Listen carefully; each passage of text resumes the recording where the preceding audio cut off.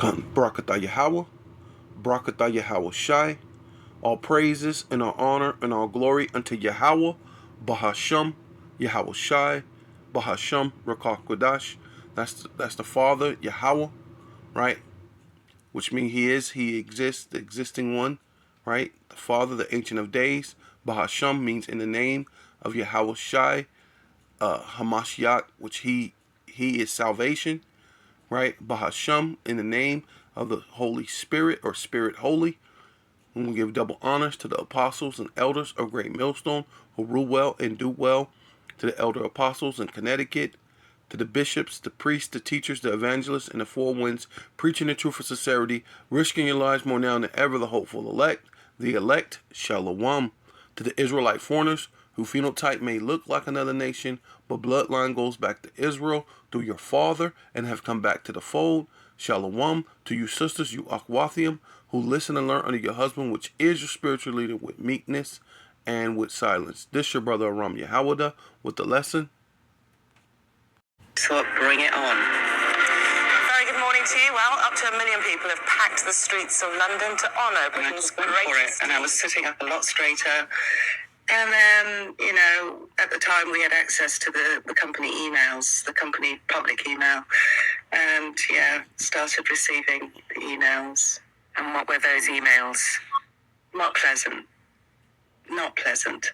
But it was just from a small section of the usual trolls, You look like a monkey,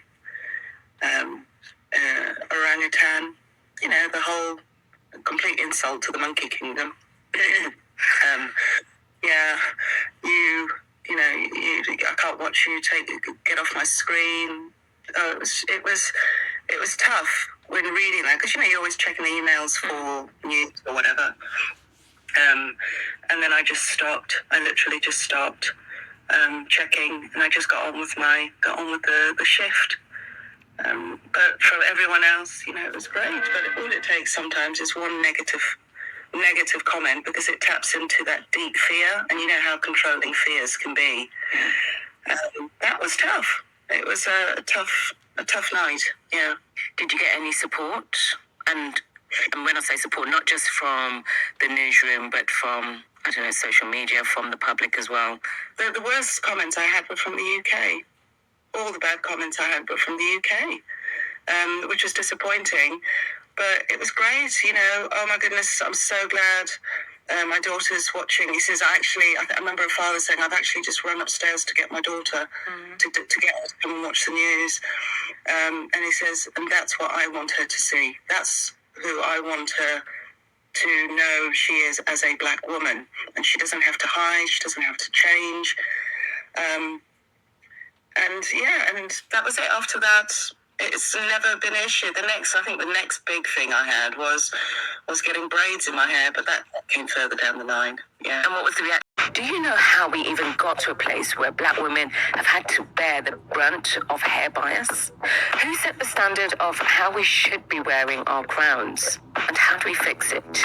Laurie L. Thorps is a journalist, professor, and author of the book Hair Story.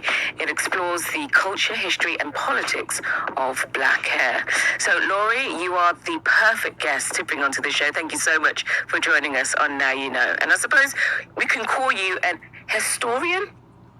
Yes, I actually call myself a hair historian, so that's perfectly fine. It's great to be here. Great. I just want to kick off with this. Why does the world and its dog have an opinion on how black women should wear their hair? Well, I would like to answer that in a positive way by saying, because our hair is amazing. That is why. But it is actually based on the fact that our hair is different than European hair, if you will.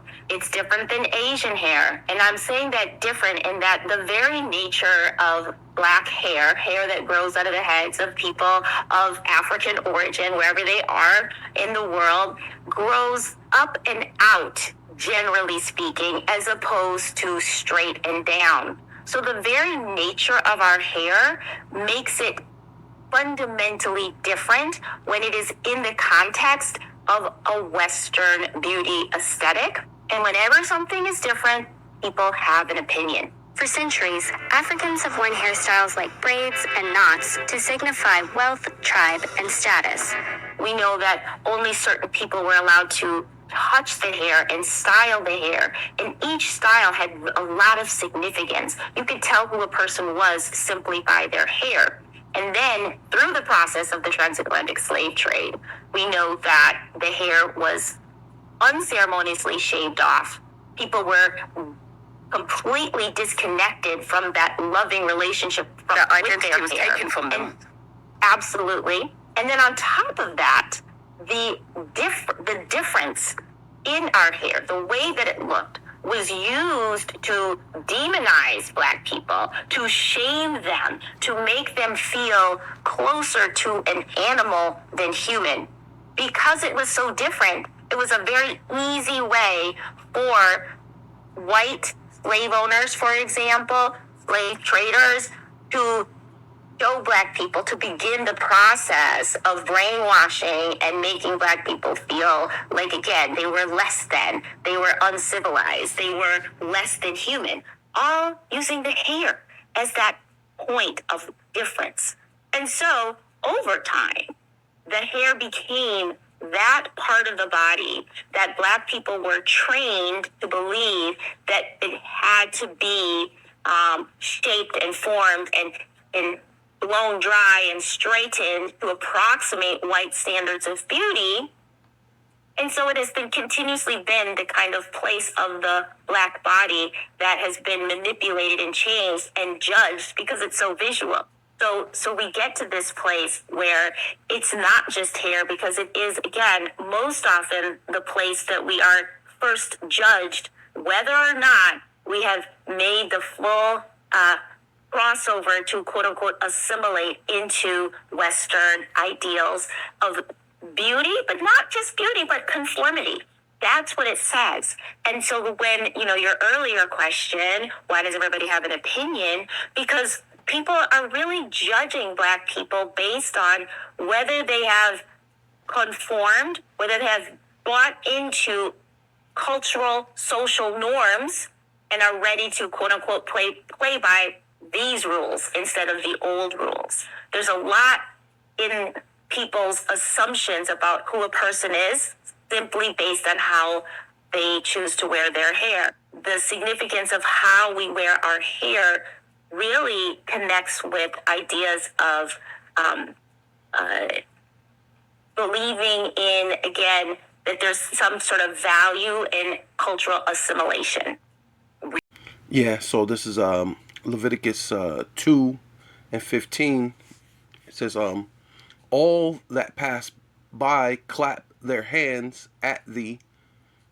They hiss and wag their head at the daughters of Jerusalem, right?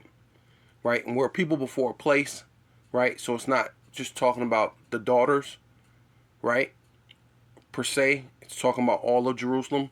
The Lord said that He's likened Israel into a comely and delicate woman, which is talking about, all of Israel. Yeah, so this is Jeremiah chapter 6, verse 2. I have likened the daughter of Zion, which is Zion's another way of saying, Jerusalem or the Israelites, right? Zion to Zion means memorial, remembering the promises that He have given to Abraham, Isaac, and Jacob, right? Which that promise carried over into the 12 patriarchs of the nation of Israel, so that remembrance, that to Zion, that memorial to a comely and delicate woman, right? And a woman is the weaker vessel, right? So the Lord said that He's married unto us, right? This is going back to still Jeremiah 6 and Jeremiah 6 and was it 2 that I'm reading, but I'm going to this thing because it lets you know about the title of what it is. So it's destruction of Jerusalem impending, right? This is a impending of an event regarding as threatening, right? Significant. It says about to happen, right?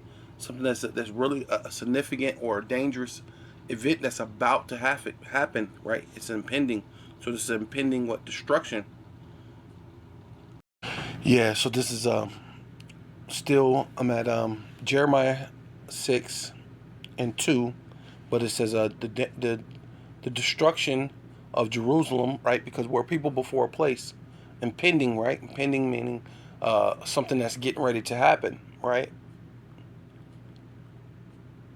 And it says, and I will, because it says, I have likened the daughter of Zion to a comely and delicate woman, right? Which is talking about us as a nation, but also as our women. Our women are meant to be comely and delicate, right? They're not meant to be, what is it called, tomboys, or what do they call them, but uh, uh, bull women, right? You're not supposed to be trying to be like a bully.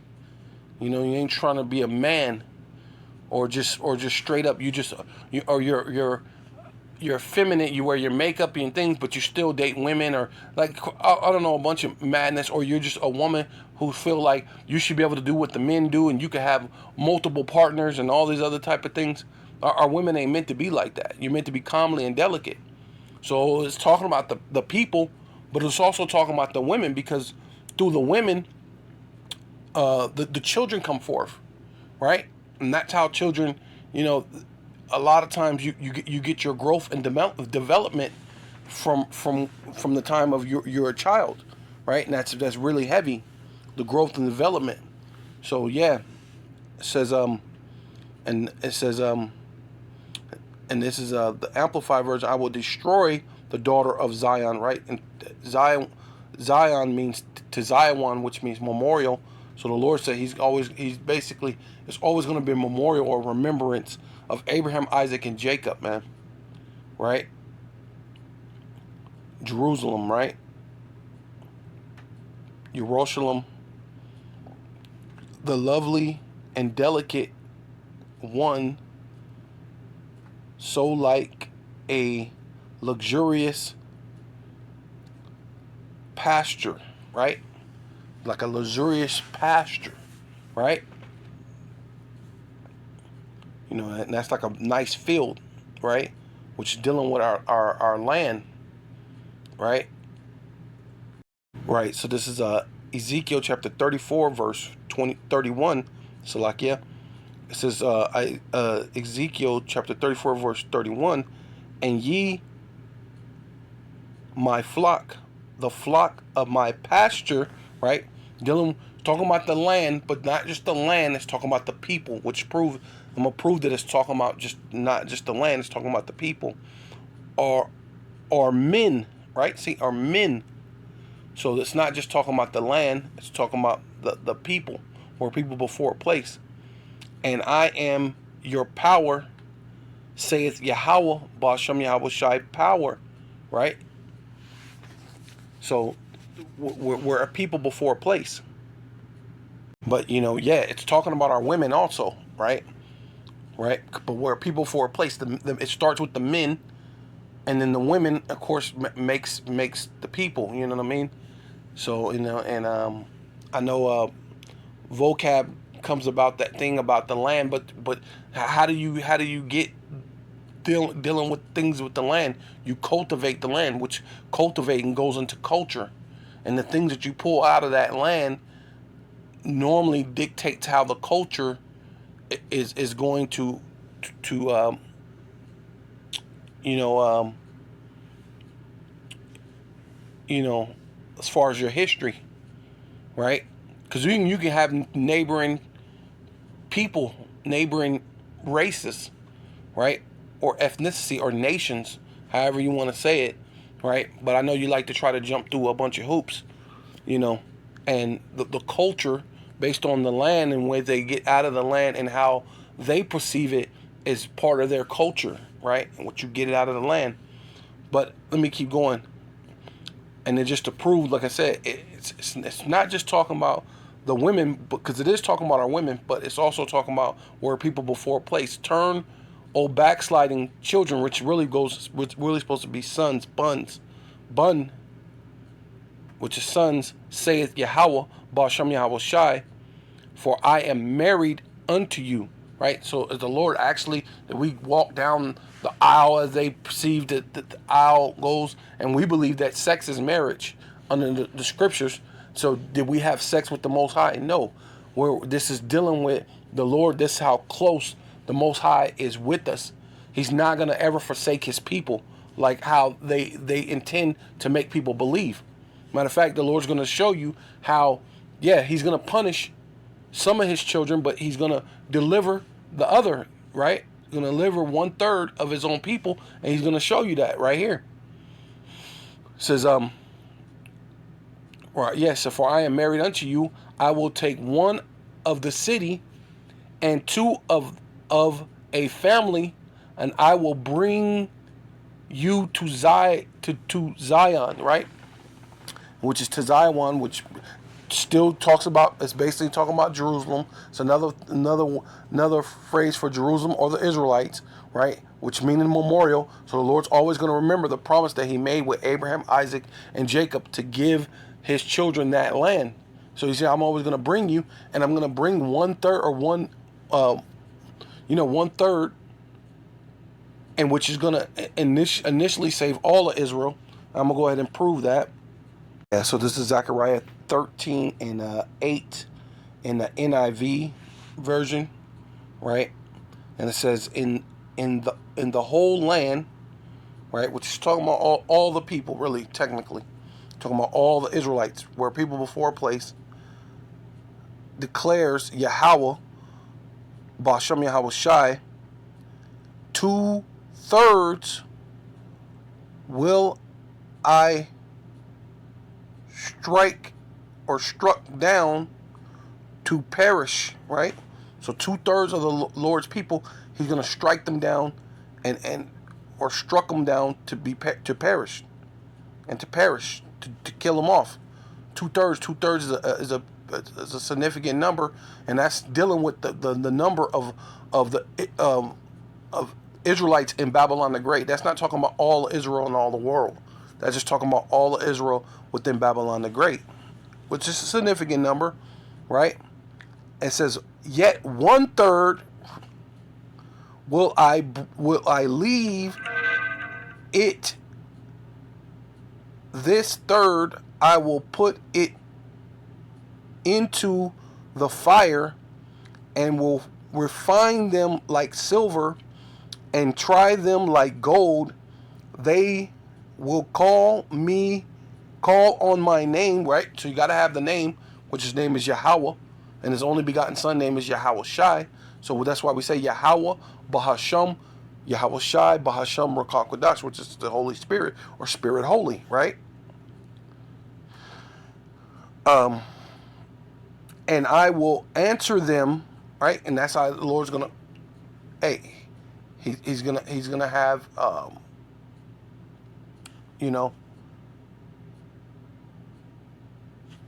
have an open ear towards you, a favor towards you in a sense, because you did the things that you were supposed to do.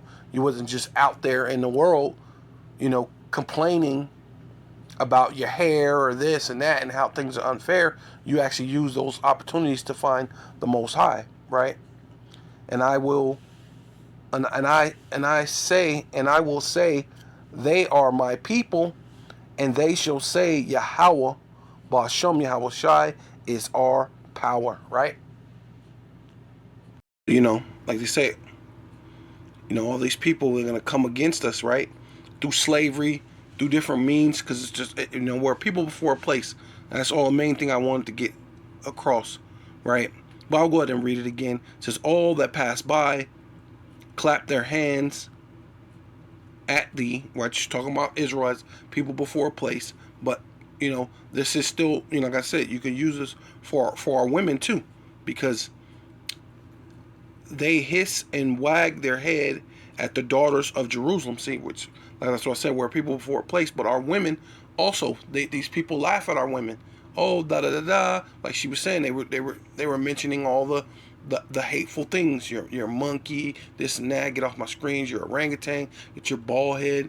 This and that. Right, off my screen. Right, and but I'm gonna mention that too. It says that this is the city. Says saying, is this the city that men call the perfection of beauty? Right, and starting with our women at one point in time, our women were the standard of beauty, man. Right, the joy of the whole world, or the joy of the whole earth. Right. Yeah. So this you know, keep going. Lamentations 2:16.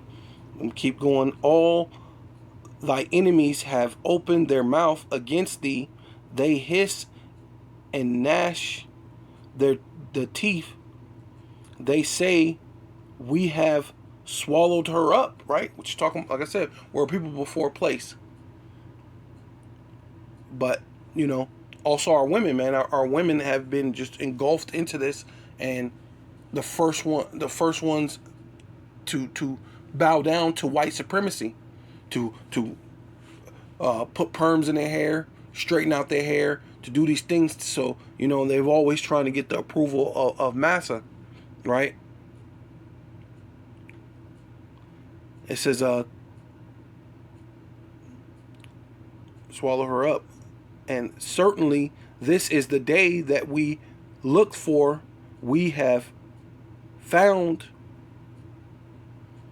Yes, this is the day that we look for. We have found. We have seen it. Right?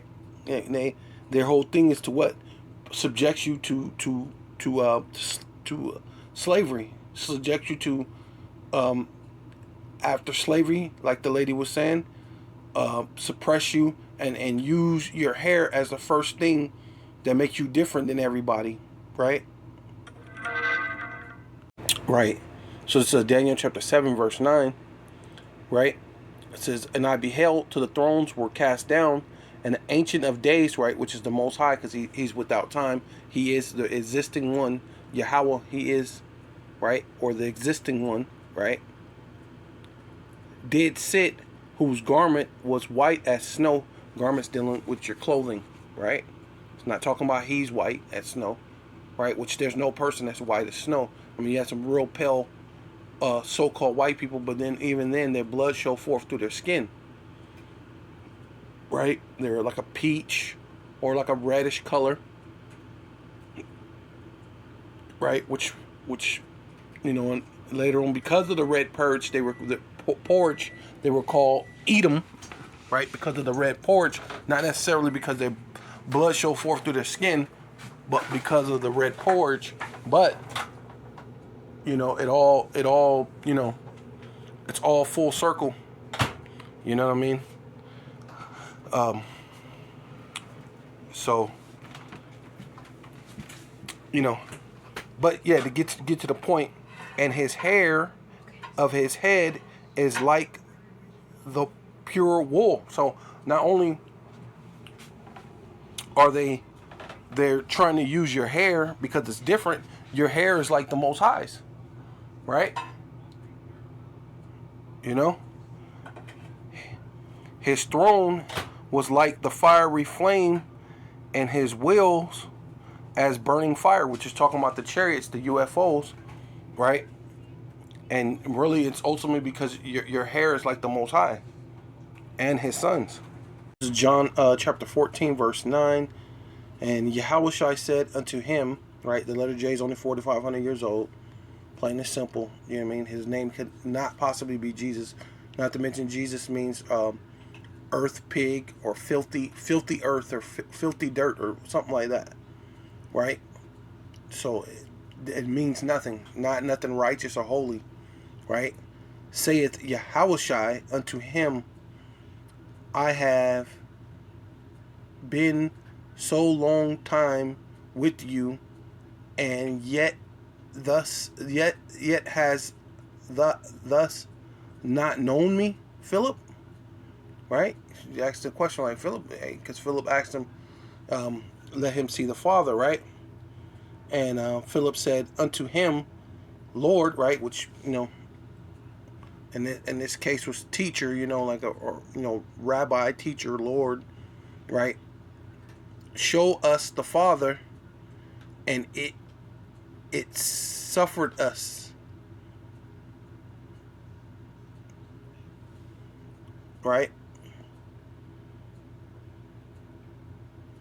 Right? And that's when Yahushua said, it said, unto him, have I been so long time with you, yet thus thou knowest me, not know me, thus has thus not known me, Philip? He that seen me have seen the Father, right? How sayest thus then, show us the Father, right? So if you seen Yahweh, you seen the Father, right?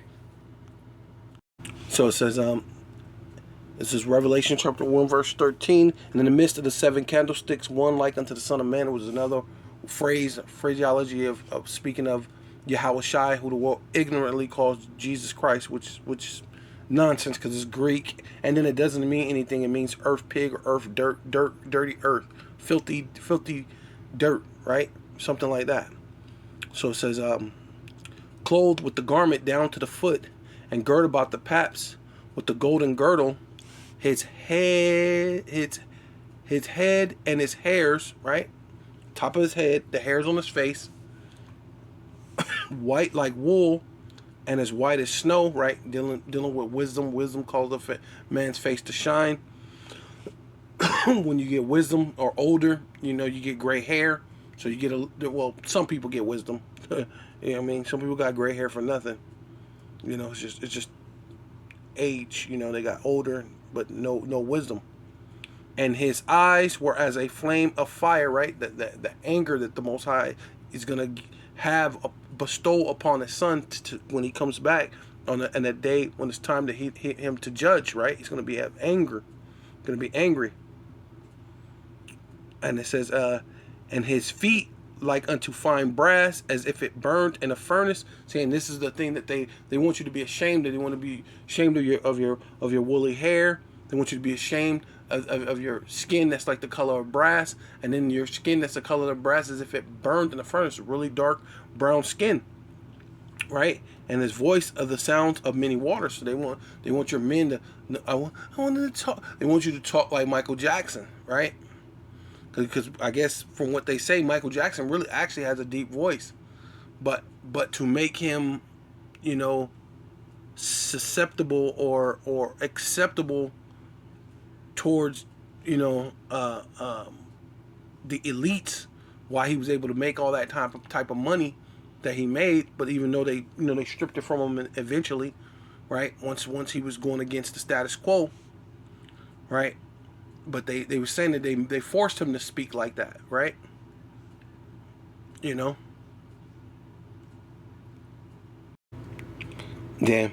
So he tried to basically, use the texture of your hair, the way your hair is different, and then the curses that you have, the Most High had put on you so-called black women, right? So it's Isaiah chapter 3, verse 4, and it shall come to pass that instead of sweet smell, it shall be stank, and we know that a lot of you women are having multiple partner sex because you're getting that Western mentality, and you could have multiple men partners or women partners. You could just do whatever you want to do, like the Western world has taught you. But under those conditions, right, instead of sweet smell, there's what stank, right?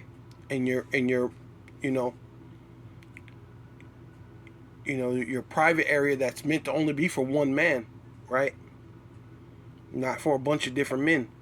And instead of a rent, right? Instead of the nice, good, well body, you're buying into the cultures and the society, and instead of growing your own crops, things like that, you're allowing you have to get your stuff from the grocery store. So you got these GMO foods and all these other things.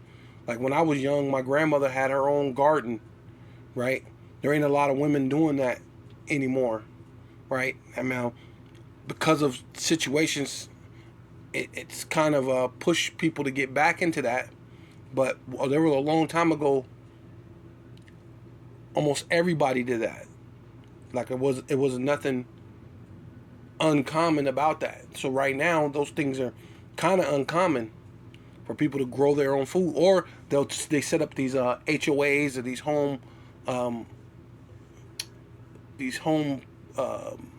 what you call HOAs, basically these things that set up a thing and say what you could do and what you can't do within your own house, but then it's not your house. Like, and then they prove to you through these things, right?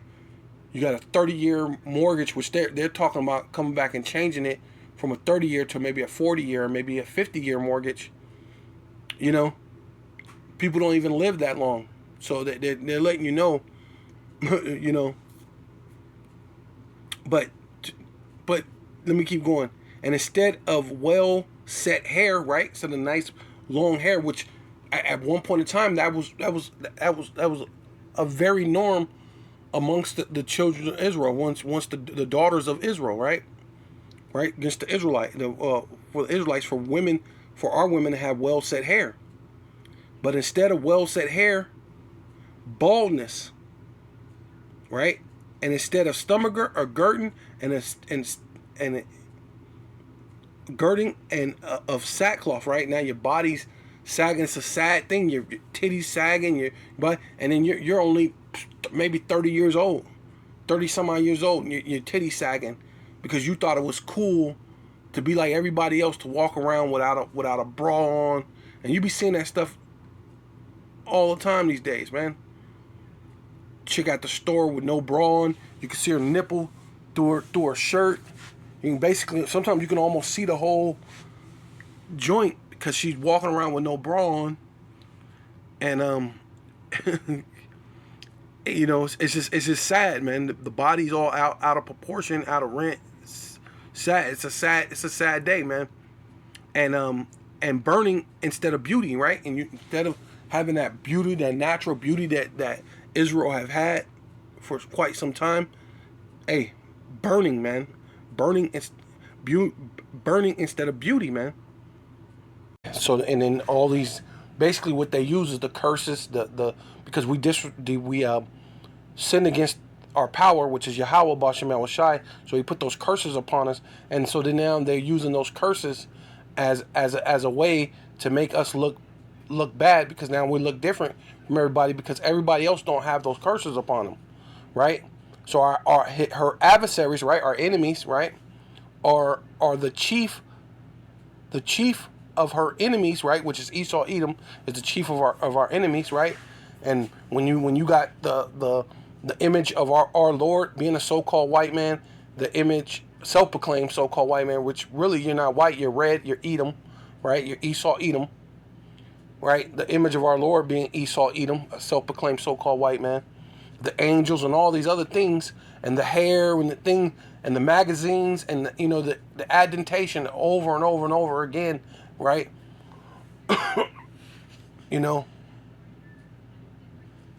And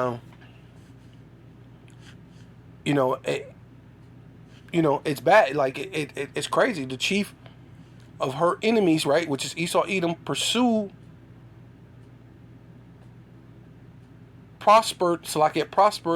for Yahweh Bashem Yahushai have afflicted her. See, and they're using our affliction against us. So then now they're prospering, they're getting all these things, and they're trying to make you feel bad. And it's only because the Most High has afflicted us as a nation. But our women, right? They have the hair instead of sweet smell, stank, and instead of well set hair, what baldness. So now they're using those things against you, right? Right? For Yahweh have afflicted her for the multitude of her transgressions. See, all of our sins is the reason why you're in the condition, why you have bald hair, right? Why we're in the ghettos, the vadios, and the reservation. Why you say your man ain't ish, right? Your man, he ain't nothing but a dog, right? Why you live in these low conditions while everybody else is, all they women, they may say a little something something and they may talk crazy, but for the most part, their women are still taking care of their men, making sure that they stay on top, and at least they're going to be above your men, and they're going to be above you, while you submit to their men and their situation, which only brings them above and you beneath, right? So that's why they're prospering, right? Now you always got to have a conscientious thing about how you look and how you feel because of your transgressions, and the multitude of her transgressions, her children, right, are gone into captivity, right? And like the lady was saying, through the transatlantic slave trade, through all these different things, we went into what? Captivity. Before the enemy, right? For our enemy. And that's what they've used. For the daughter of Zion, to Zion, right? Memorial. The Lord's always going to remember us, though. Eventually, all her beauty is departed. See? So you used to have all this great beauty. Now it's departed from you. Right? And now you got to be conscientious of how you feel and how you think about how, if you could have natural hair or not. And I better put in some, a perm. And, I better not look ethnic, right? Which really is saying we don't want you to look like the Israelites, man. We don't want the world to see your beauty again. Because that's ultimately when a so-called black woman look the most pretty is when she has when her hair is braided like that, man. Right? It says, her princes are become like the hearts that found no pasture. And the heart goes into a deer, like a male deer. And with no pasture, what they're starting to get thin. They're not strong enough to fight back, right? And that's what they see. They don't see the strength. They don't see our men, the men being able to fight back. Not to mention they like I said, it's our enemy. So they use the law. They use their military, their police force. They use all these things to have their strength above us. On top of that, they do a mental attack too, to attack you mentally, right? To make you feel not so stupid. You don't seem strong when you seem stupid, right? You don't seem strong when you get slammed to the ground by the police and you stop resisting, and you be like, I'm not resisting. I just want to know why you pulling me over or why this is happening. You should be able to ask why, but no, not you, right? That found no pasture, they are gone without strength. See, man, you can't make this up. Before their pursuers, right?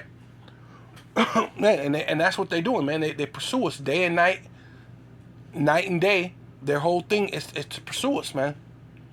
They're finding some type of way to keep us below the status quo, man. If all possible. Then if you can't, they'll use that against you. Whatever they can use against you, that's what they're trying to do. See, this woman worked at the BBC. That's a good status.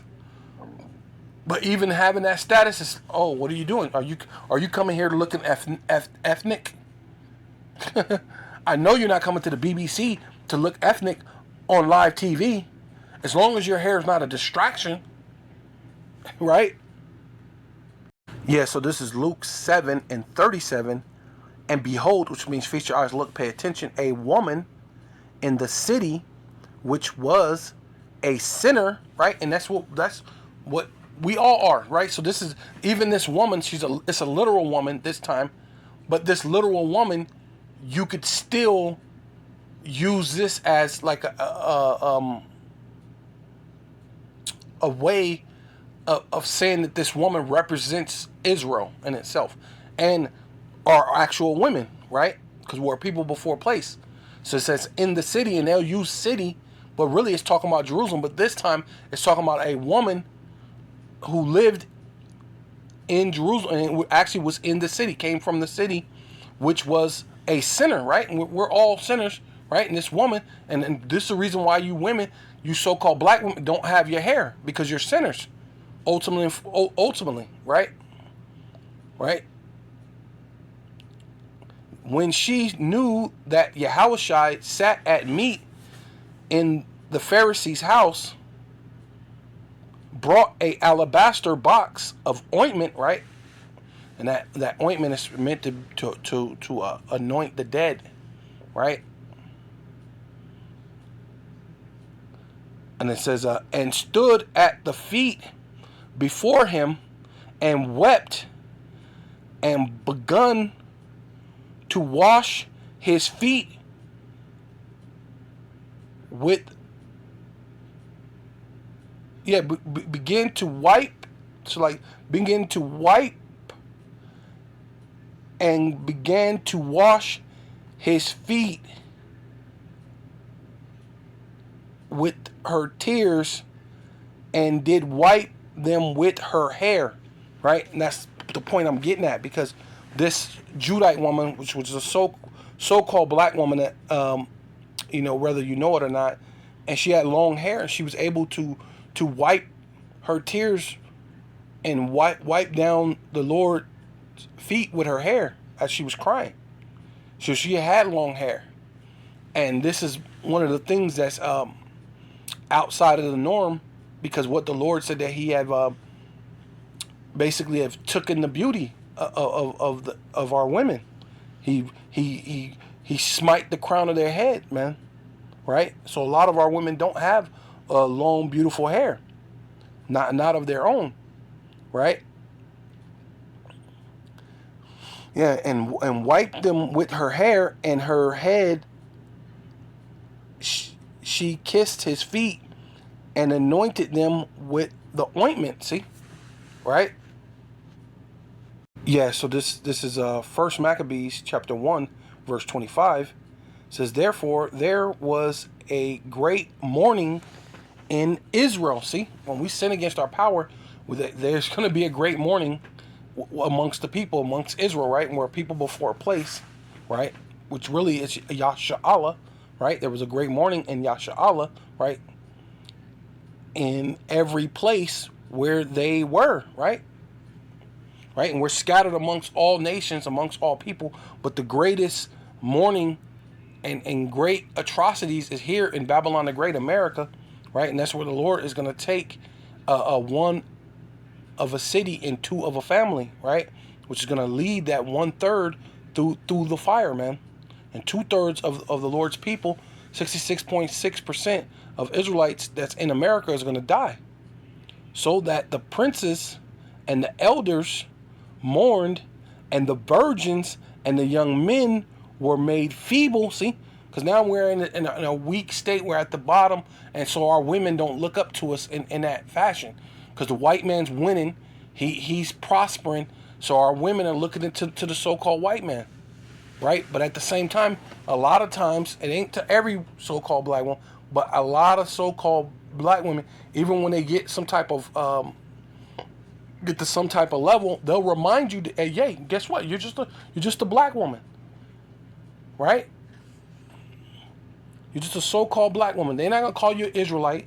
They're not gonna call you the daughters of Zion, which that's what you are. They're just gonna say, hey, you're black. Are you being ethnic? I know you're not getting out of place trying to be ethnic at your job, right? But this is what happens. We're weakened. We're feeble, right? We're made feeble, and the beauty of the women were changed.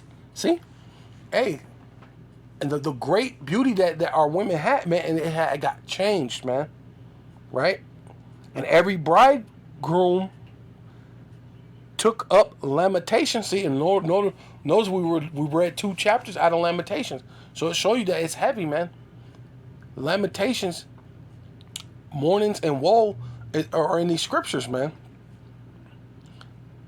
Right? But the best part about it is we are the Israelites. The Lord, he said he's married unto. He's not just gonna just leave us, man. That's why he's gonna take the elect up out of here.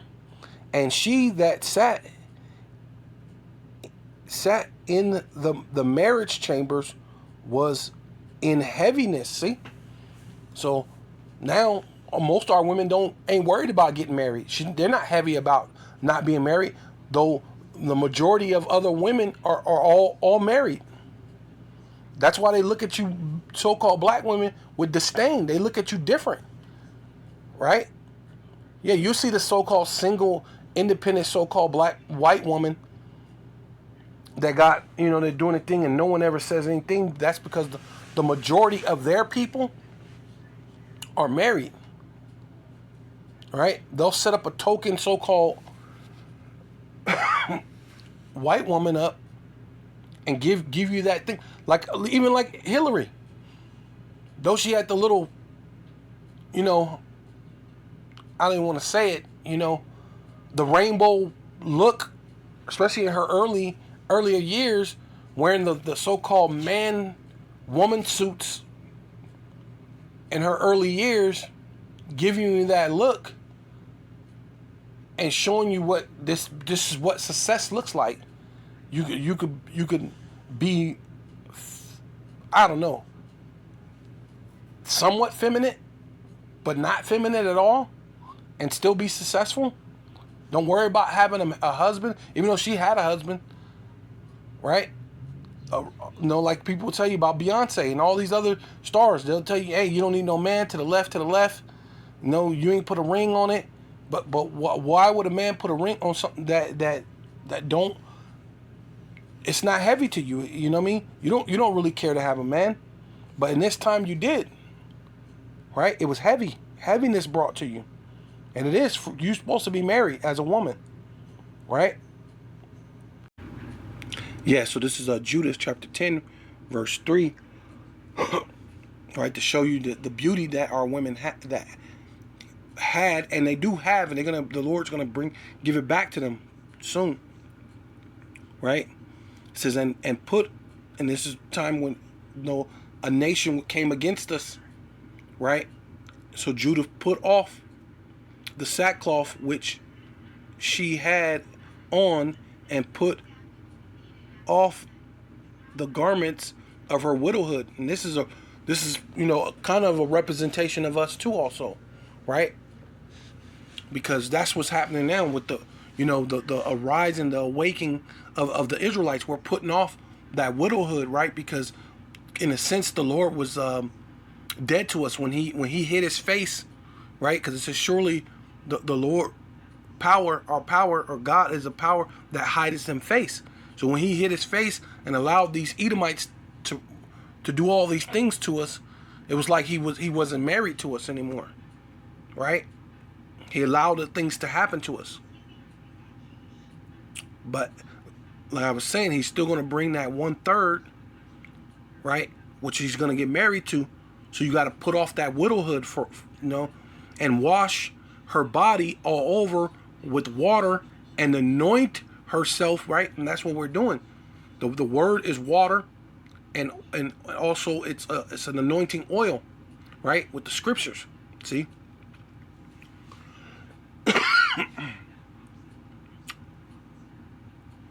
And anointed, and water anointed herself with precious ointment, right?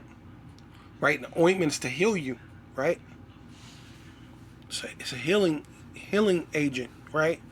But also, it's that thing, the ointment that smelled good, like what she poured on the Lord's feet, right? It's oil, right? And braided, right? Like I was saying, you so-called black women look so beautiful, gorgeous with your hair braided. And her hair, and braided the hair of her head, and put a tire upon it, and put the garments of her gladness wherewith she was she was clad during the life of Manasseh, her husband. See, and that's ultimately what we're doing. We're putting back on that garment of gladness, back, like being presented as a married woman, right? But even though this is an actual literal woman, so then don't get it twisted. I'm not saying that this is not literal. This is literal, but just saying we're a representation of this literal thing too, right? Yeah. So this is Judith chapter 10 verse 18. Then was there a concourse throughout all the camp, for her coming was noise amongst the tents, that they came about her, and she stood without the tent of Holofernes till they told him of her, and they wondered after her beauty. See, right, you're gonna get that beauty back, you so-called black, Hispanic, and Native Indian, but it's mainly you so-called black women, right? Because that's the ones the Lord took your beauty the most, right? But there's a double reward for the things that you have went through, right? It says, and admonished the children of Israel because of her beauty. See, and it's see, and there's a thing. A lot of that's what we try to tell you, so-called black women. The beauty that you have will cause other nations to admonish your own, that you're your people, man. Right? That's why you shouldn't be acting like how you mean. That's definitely it's a representation of your whole entire nation, man, of your whole people.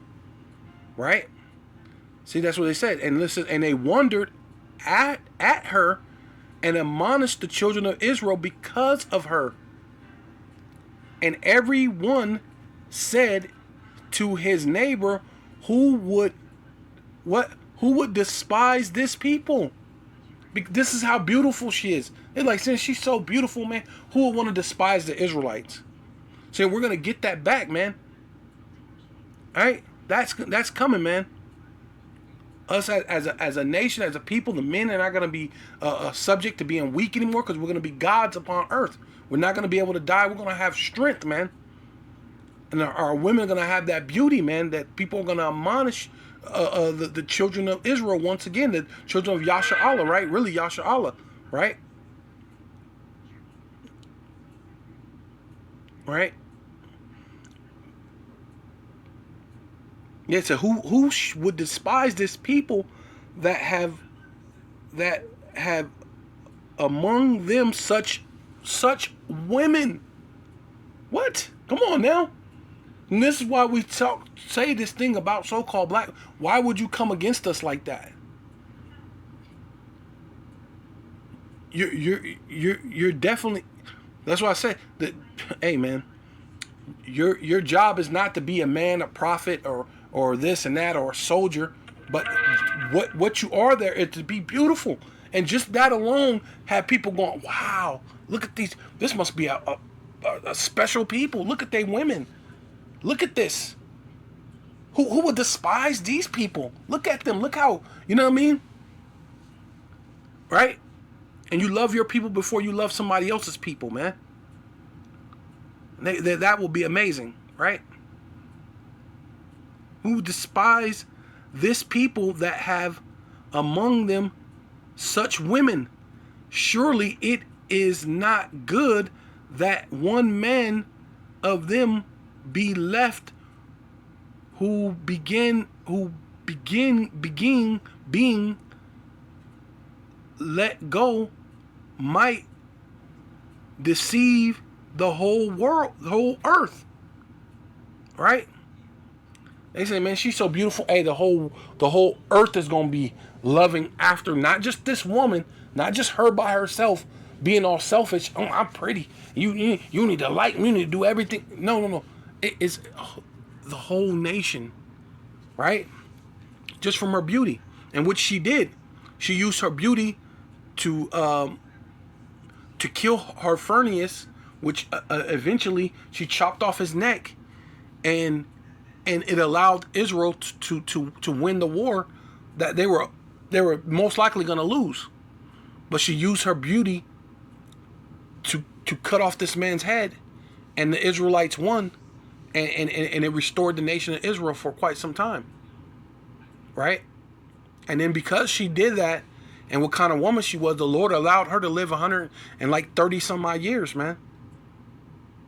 So with all that, I want to give all praises and all honor and all glory unto Yahweh, Ba'asham, Yahweh Shai, Ba'asham, Rakakwadash. Double honor to the apostles and elders of Great Millstone who rule well and do well, to the elder apostles in Connecticut, the bishops, the priests, the teachers, the evangelists, and the four winds, preaching truth and sincerity, risking your lives more now than ever, the hopeful elect, Shalom, to the Israelite foreigners who phenotype may look like another nation, but bloodline goes back to Israel through your father and have come back to the fold.